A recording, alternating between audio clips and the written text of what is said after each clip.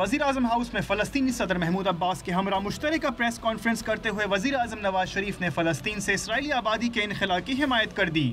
The establishment of a viable, independent and contiguous state of Palestine on the basis of internationally agreed parameters, the pre-1967 borders and with Al-Quds Al-Sharif as its capital is the only sustainable guarantee for peace. फ़लस्तीनी सदर महमूद अब्बास ने फ़लस्तीनी आवाम की इमदाद और हिमायत पर इजहार तशक्कुर करते हुए मसला कश्मीर पर पाकिस्तान के मौक़िफ़ की हिमायत कर दी।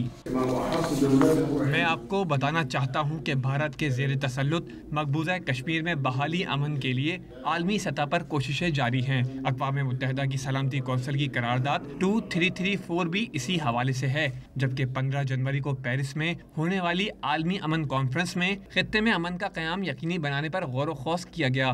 दोनों ममालिक आलमी बिरादरी की ज़ेर निगरानी मसला फ़लस्तीन और मसला कश्मीर के हल के लिए एक दूसरे के साथ मिलकर काम करते रहेंगे।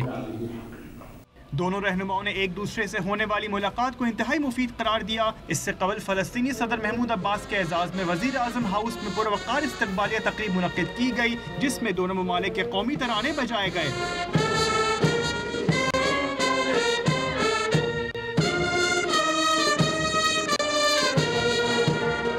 फ़लस्तीनी सदर को गार्ड ऑफ ऑनर पेश किया गया, जबकि पाक फ़ौज के चाको चौबंद दस्ते ने मुअज़्ज़ज़ मेहमान को सलामी भी दी।